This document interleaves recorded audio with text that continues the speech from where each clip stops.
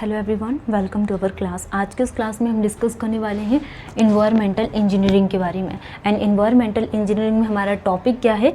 Different stage of anaerobic sludge digestions के बारे में। जैसा कि हमने प्रीवियस क्लास में स्टार्ट किए थे, क्या? Primary sedimentation tank. Primary sedimentation tank, ठीक है। तो प्राइमरी सेडिमेंटेशन टैंक की टॉपिक हमारा पूरा कंप्लीट हो गया। एंड सेकंड टॉपिक हमारा क्या था? Sludge digestion. Second topic sludge digestion, ठीक है। तो फर्स्ट टॉपिक क्या पढ़े थे एनवायरमेंटल इंजीनियरिंग में? Primary sedimentation tank. And second topic था स्लज डाइजेशंस के बारे में।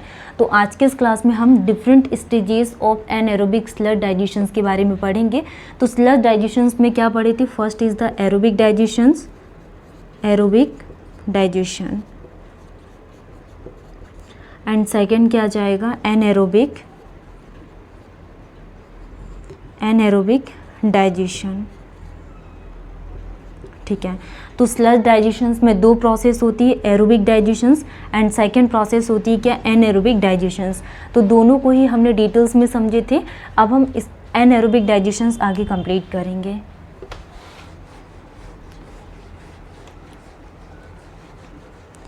तो आज की क्लास में हम क्या पढ़ने वाले हैं?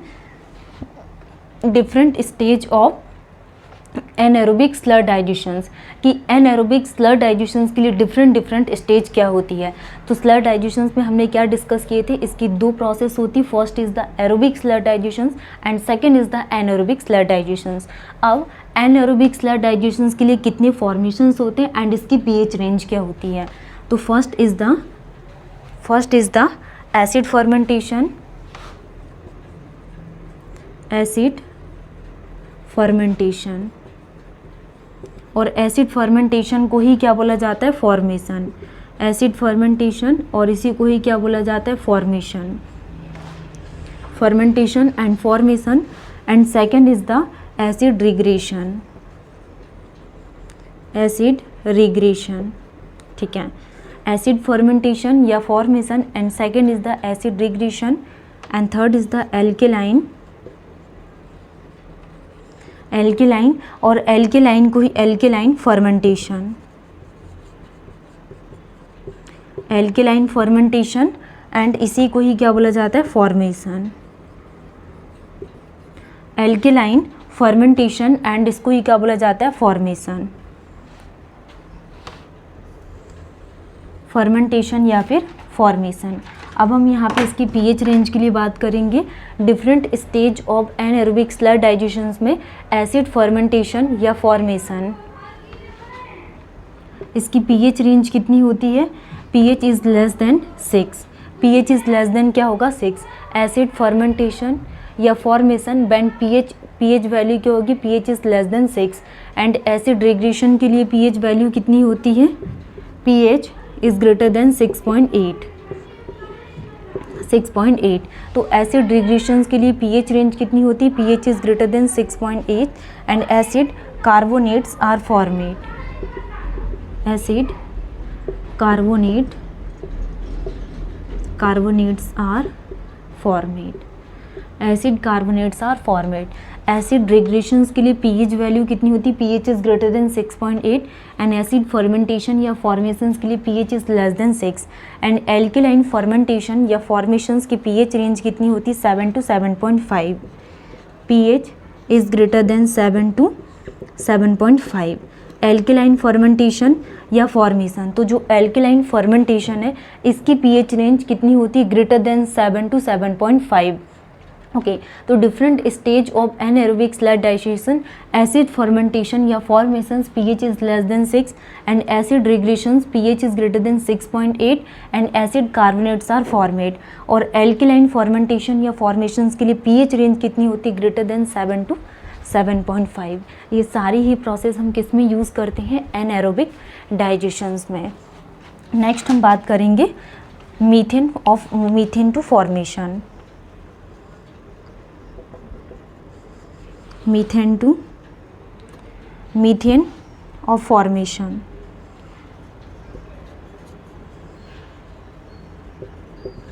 ठीक है। तो मीथेन ऑफ फॉर्मेशन में हम क्या समझने वाले हैं, मीथेन ऑफ फॉर्मेशंस में इस तरीके से हम ग्राफ को क्या करेंगे, ड्रॉ करेंगे। ये इस तरीके से हम digestion period in days, digestion periods in days, तो डाइजेशन पीरियड्स किस में आ जाएगा, डेज में। मीथेन ऑफ फॉर्मेशंस में digestion periods in days, and ये क्या आ जाएगा, temperature, temperature T degree Celsius. This is the 10, 20, 30, 40, 50 and ये क्या आ जाएगा, 60, 50 और ये 60, ठीक है। तो ये हम बात कर रहे हैं मीथेन फॉर्मेशंस के लिए। इस तरीके से कुछ हम यहाँ पे ये लाइन को ड्रॉ करेंगे, ये बन गया ये एंड ये। This is the mesophilic range, mesophilic range and ये क्या आ जाएगा, thermophilic range,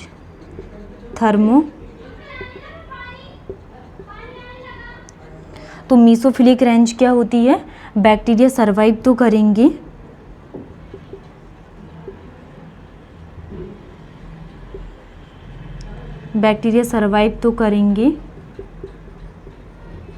but decompose,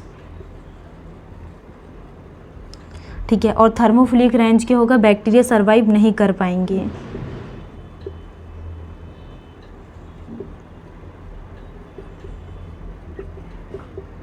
bacteria survive नहीं कर पाएंगे। तो दो रेंज होती, first is the mesophilic range and second is the thermophilic range. तो थर्मोफिलिक रेंज में जो बैक्टीरिया होते हैं ये सर्वाइव नहीं कर पाते, लेकिन मेसोफिलिक रेंज में बैक्टीरिया सर्वाइव तो करेंगे बट क्या हो जाते हैं, डिकम्पोज हो जाते हैं। तो हमने सबसे पहले एनारोबिक स्लर डाइजेशंस में क्या देखे, एसिड फर्मेंटेशन या formation when pH is less than 6 and acid regressions क्या होता है when pH is greater than 6.8। Next alkaline fermentation या formations pH is greater than 7 to 7.5। और मीथेन फॉर्मेशंस के लिए हमने ये ग्राफ को ड्रॉ किया जिसमें क्या होता है, mesophilic range and thermophilic range.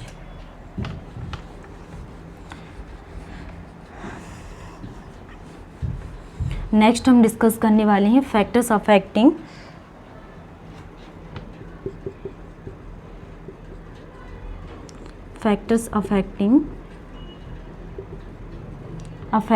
digestion process,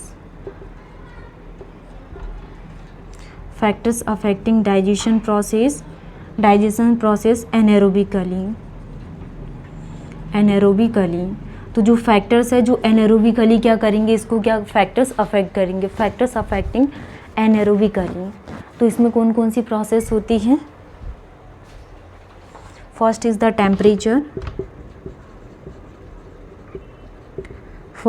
temperature, and temperature के लिए अगर हम बात करें तो व्हेन इंक्रीज इन टेम्परेचर तो the value of Kd which increase the rate of biologically, Kd increase the rate of biologically, increase the rate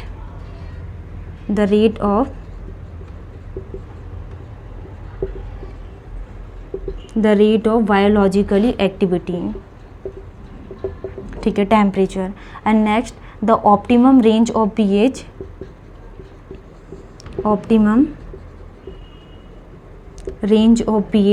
जो optimum range of pH होता 4, optimum range of pH for anaerobic digestions,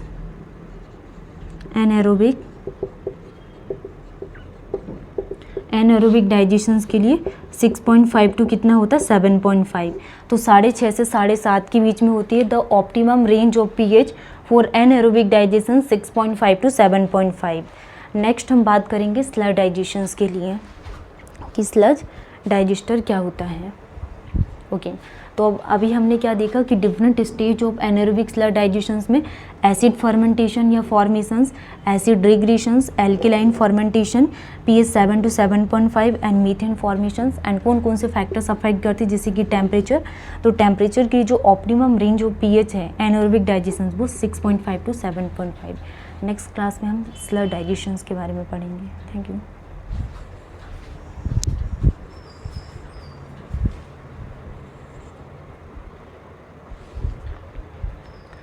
और इसके साथ साथ हम क्या करने वाले हैं, कुछ क्वेश्चन प्रैक्टिस भी करेंगे।